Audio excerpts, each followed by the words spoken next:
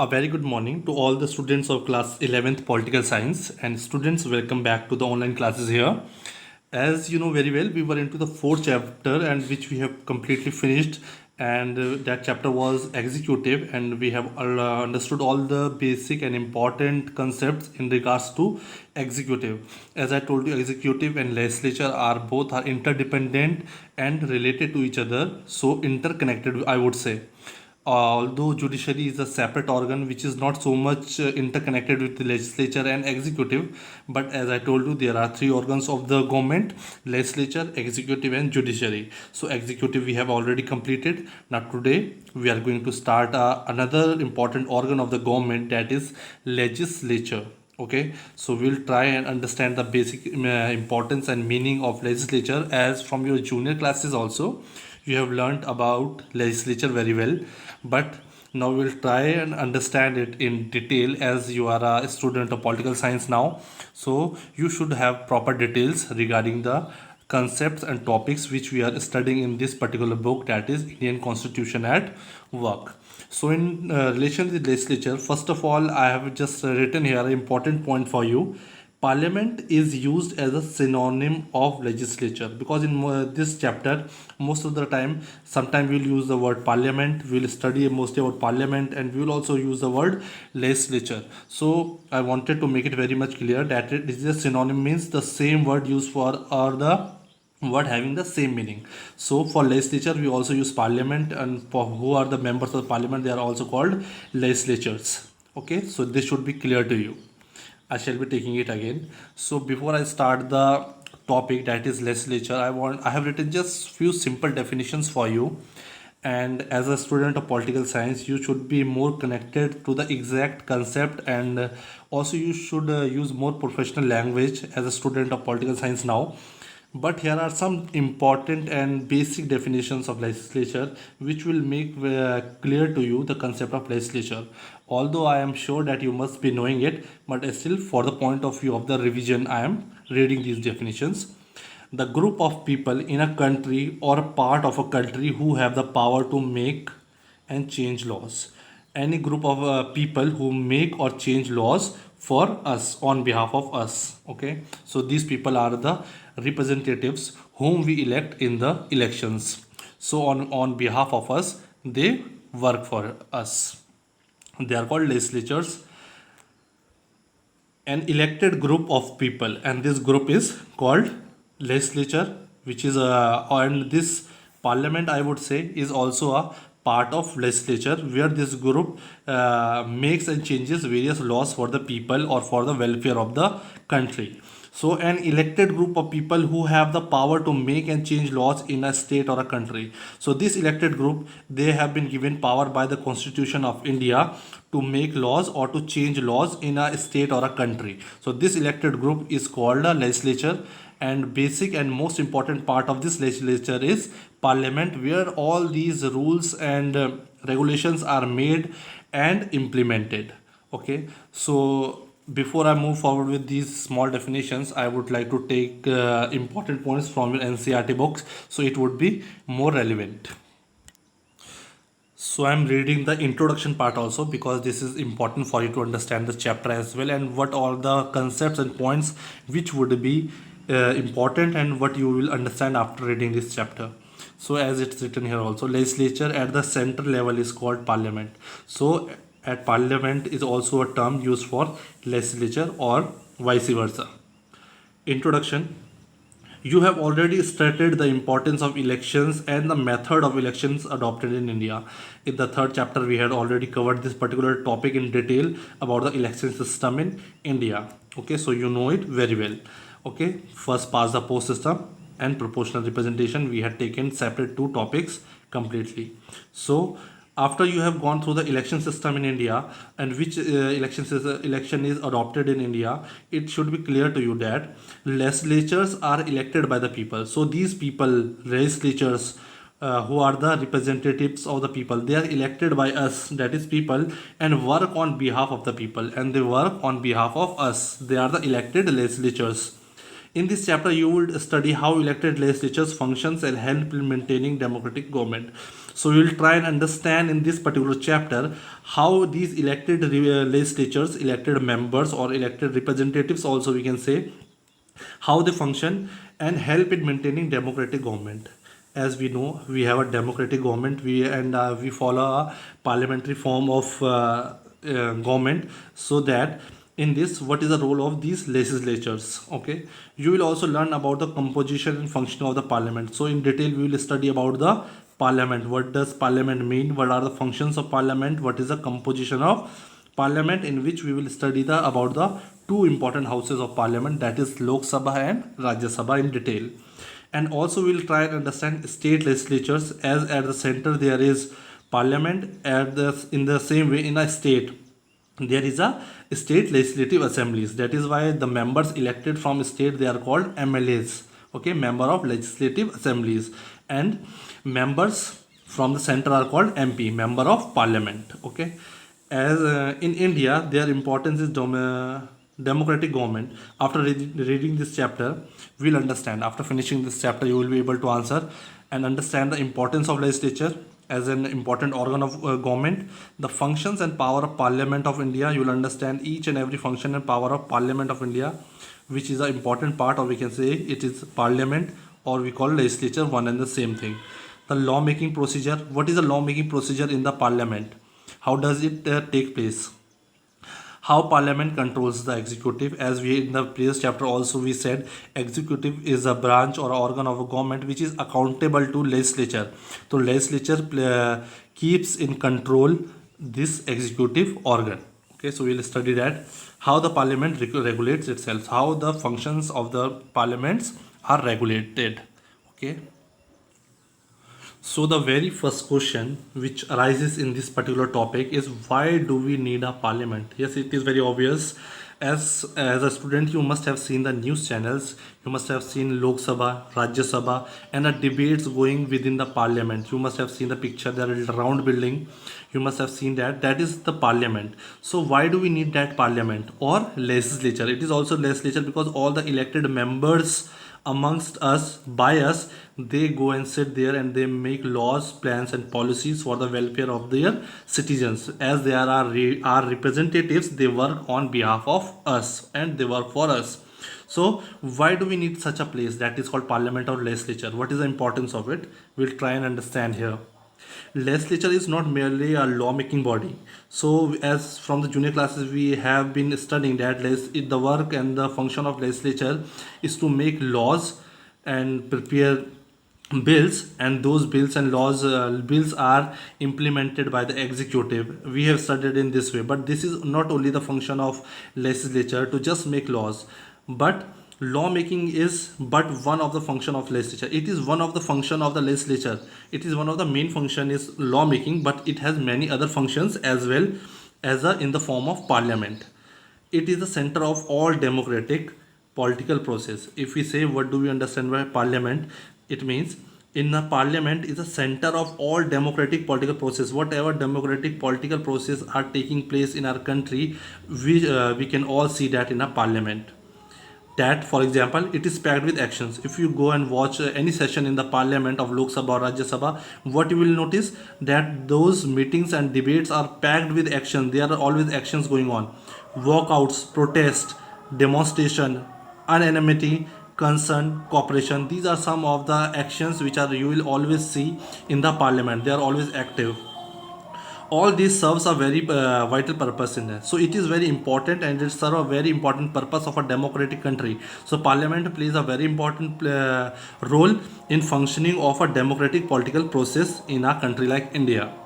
Indeed, a genuine democracy is inconceivable without a representative, effective and efficient and effective legislature. So they are saying here, for a pure and complete democracy, to achieve pure democracy in a country, it is very important to have a representative, effective, efficient and effective legislature. So legislature plays a very important role to maintain a democratic character of a particular country. Okay, the legislature also help people in holding the representative accountable. It is also one of the most important function of the legislature, that Legislature also help people in holding the representatives accountable. All the representatives which we have elected through our vote, they are accountable and answerable to the people or to the opposition party. What they are doing, what are the plans, what are the welfare program policies they are being doing for the people. So they are accountable to the people as through the legislature. So this is one of the important function. It is indeed a very basic of representative democracy.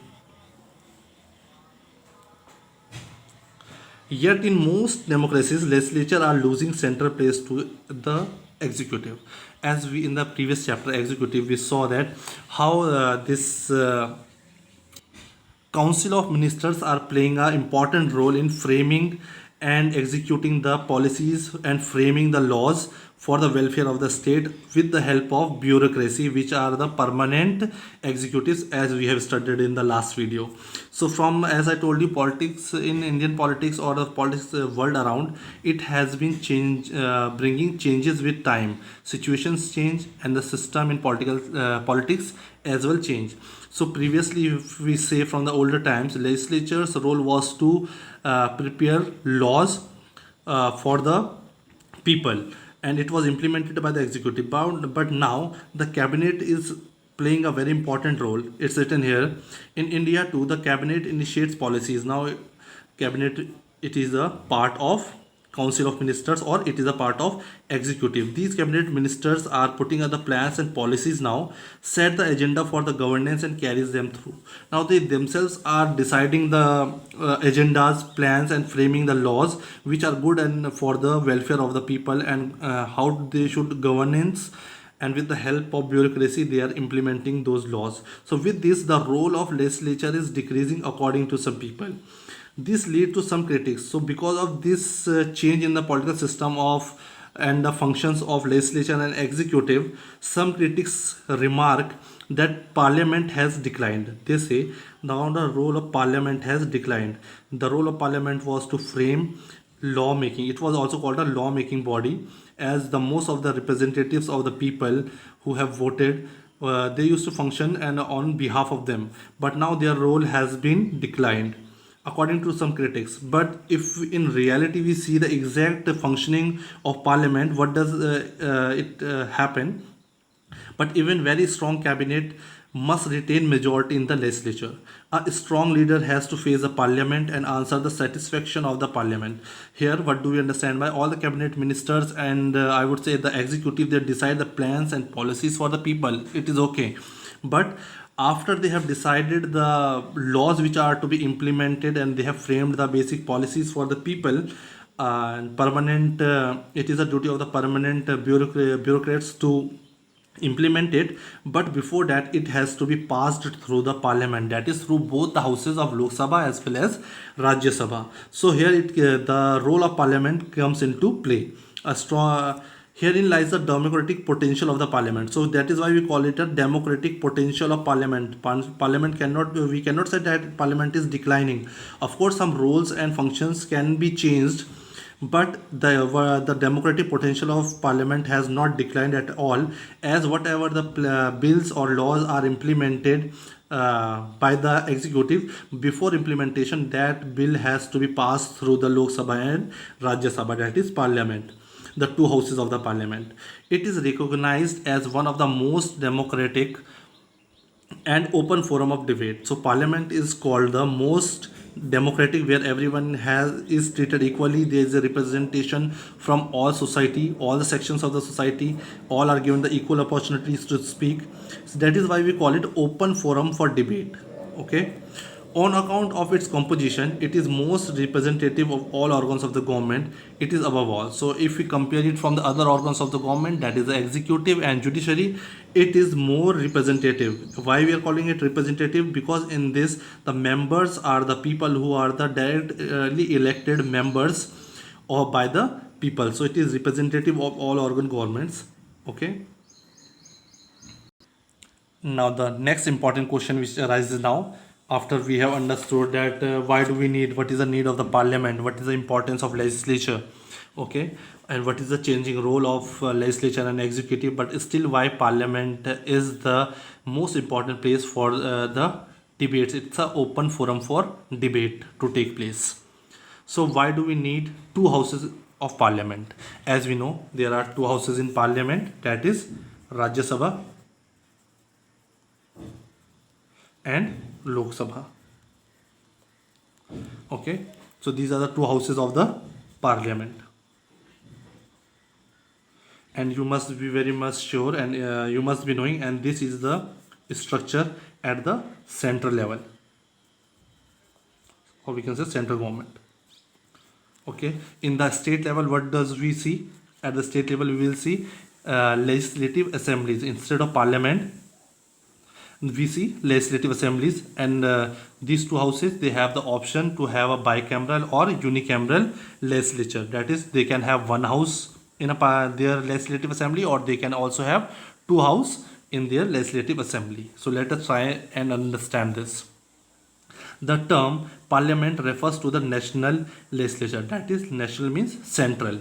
This is for the whole country. The parliament is the place and the legislature for the whole country. That is comes under central government.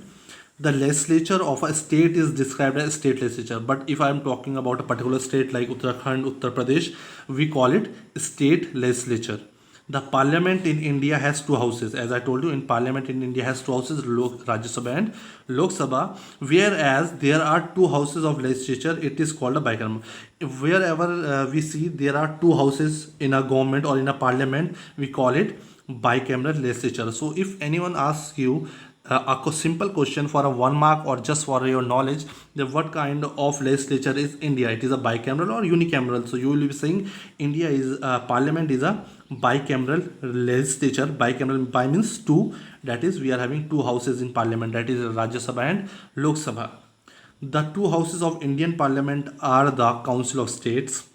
So if I tell about the name of these two houses of Rajya Sabha, the two houses of Indian parliament are Council of States. This is a meaning English term, Council of States. In Hindi, what do we call it? Rajya Sabha. And popularly we call it Rajya Sabha. And the House of People, that is Lok Sabha. Rajya Sabha we can also say Rajaon ki Sabha. Lok Sabha is of Logo ki Sabha. Okay. The constitution has given the state the option, but according to the constitution there is a provision which gives these states, individual states, UP, Uttarakhand, Punjab, Haryana, like this, the states, they have the option of establishing either unicameral. So it is the choice of a particular state. They can have a unicameral or they can have a bicameral legislature in their legislative assemblies. Okay, so it is their choice. But in most of the bigger states having more population and more geographical area, they prefer to have bicameral legislature, as through this bicameral legislature there are two houses, and through these two houses the more number of people get the representation, all the sections of the society, and having a large geographical area, everyone gets the representation in the state government. So the area states having the large areas geographical or in terms of the population, they opt for the bicameral legislature. On there are around only 6 to 7 states which are for having the bicameral. Otherwise most of the states in India are following a unicameral legislature. Okay. But important thing here to understand is, when there is a state having a unicameral, that is one house, that is called state legislative assembly. That is, that state is having only one house. I'm not talking about a central government, I'm talking about the state government. So any state like Uttarakhand also, which is having only one house, that is called state legislative assembly. But the states like I would say Andhra Pradesh, Bihar, Jammu Kashmir, Karnataka, Maharashtra, Uttar Pradesh, these are the states which are having two houses. It means they are following bicameral legislature. Okay, so it is called state legislative council. It will not be called as state legislative assembly, it will be called state legislative council, because it has two houses, and when we are having one house we call it state legislative, state legislative assembly. Yes, these are the states. At present only 7 states have a bicameral legislature, and these states are Andhra Pradesh, Bihar, Jammu Kashmir, Karnataka, Maharashtra, Telangana, as well as Uttar Pradesh. So as I told you, what they will be called, the state legislature here will be called state legislative council, because they are having two houses. Okay, these are the points which I have already explained you in relation to this state legislative assemblies and state legislative councils. Which are the countries? See, countries with large size and much diversity. This is related not to state, now countries. Countries with large size and much diversity usually prefer to have two houses of the national legislative. If like a country like India, which is having a lot of diversity in terms of language, culture, religions, etc., and also the large geographical area, such countries prefer to have two houses. That is, they want their legislature to be bicameral, to give representation to all sections, so that all the sections of the society can get the representation in the government. Okay, to give representation to all geographical regions or a part of a country. A bicameral legislature has one more advantage. So this is the one advantage of the bicameral legislature which we are having in the Indian Parliament as well. That is, we are having two houses, Rajya Sabha as well as Lok Sabha. Rajya Sabha is called the upper house and Lok Sabha is called the lower house. The bicameral legislature makes it possible to have every decision reconsidered. What is the other advantage of having a bicameral legislature at the center? It can be reconsidered. Like suppose there was a bill, that bill has been passed, so but that passed bill from one house will go to the other house for reconsideration. So it is a long process, it is time taking, but the decisions are checked again and again, so there are no mistakes. Every decision taken by one house goes to the other house for its decision. This means that every bill and policy would be discussed twice. So if you are talking about any law, any bill, any money bill, any policies and which are to be framed, those are discussed twice and passed twice after a very effective discussion in the both the houses. This ensure a double check on every matter. So there is a double check on every matter, on every bill, I would say. Even if one house takes a decision in haste, that decision will come to the discussion in other house and reconsideration. I'm talking about here reconsideration. If there were only one house, that is only discussion would have taken in one house and it would have been passed, and that bill would have been made a law after signing by the president and effectively implemented by the executive. But in this bicameral process, we have two houses and both the two houses have to pass the bill. Okay, in case a bill has to become a law. So this was to make you understand what do we mean by parliament, what is the relation, as parliament and legislature I would say are synonyms, meaning one and the same thing. So in the next video I shall be taking the details for Rajya Sabha and Lok Sabha, that are the two houses of our parliament. If I am talking about the union government, that is the center government. Till then, thank you.